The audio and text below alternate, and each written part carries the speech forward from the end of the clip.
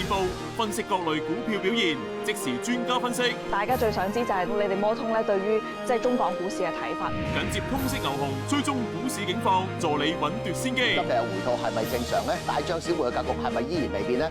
財經資訊一網打盡 ，TVB 生活台。有選秀經驗，對挑戰星盤有冇幫助？我嘅缺點我諗係低音啦，希望一陣唔好咁多有低音嘅歌啦。更怕你開始過敏。24孝老豆參賽完全為個仔，因為我仔同我講我得，所以我嚟咯。希望可以幫你攞到30個月補習費。加油啊，爹哋！唱錢快樂啊！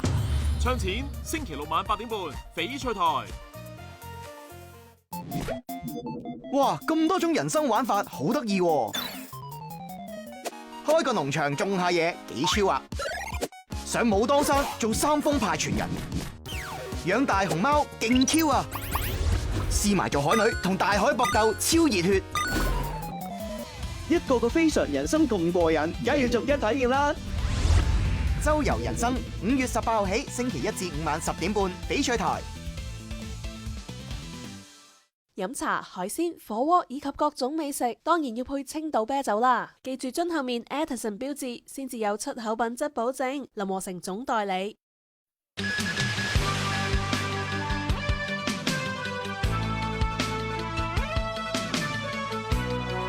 返嚟新聞時間，雪茄店嘅試用房間現時獲豁免可以試食雪茄，但本台發現唔少雪茄店俾顧客喺試用房間邊吸食雪茄邊飲酒傾偈，逗留嘅時間唔限。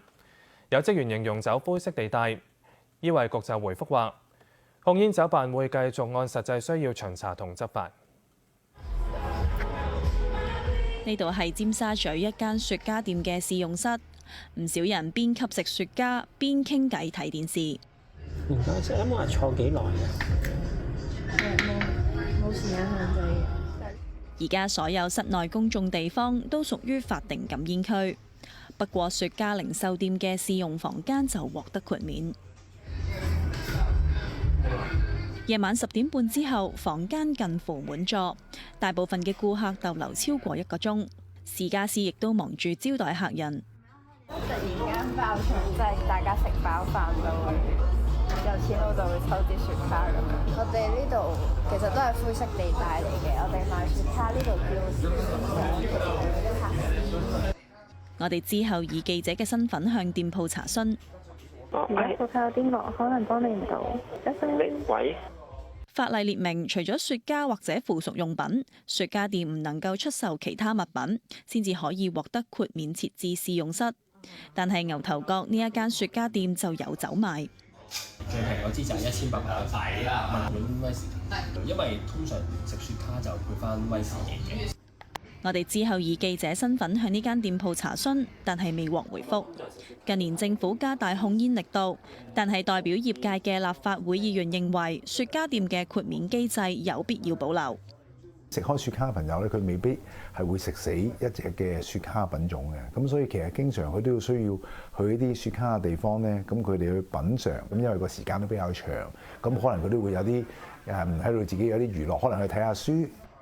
醫衛局回覆話，由舊年年初到上個月底，控煙酒辦就雪茄售賣店內違例吸煙進行41次巡查，當中有4個處所唔符合指定供品嚐雪茄房間嘅豁免，並且就違例行為發出5張定額罰款通知書。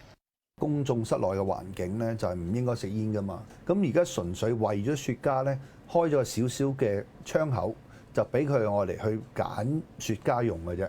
如果你話呢個窗口變到咧就濫用啊，或者係越開越大個窿嘅話咧，咁呢樣嘢就即係完全違反咗我哋立法嗰個目的同埋原意咯。醫衛局回覆話，控煙酒辦會繼續按實際需要巡查同埋執法。無線電視記者黎慧珊報導。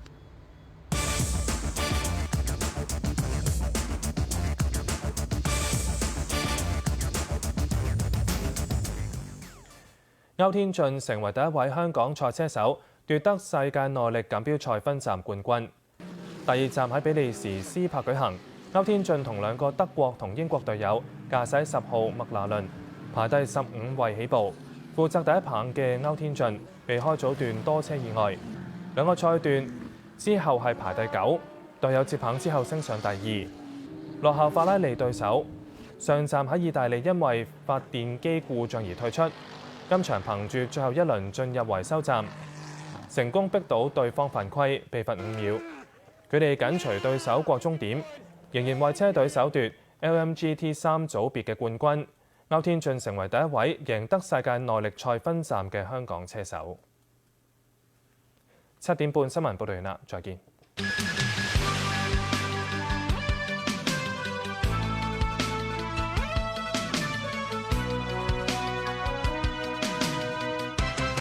有選秀經驗。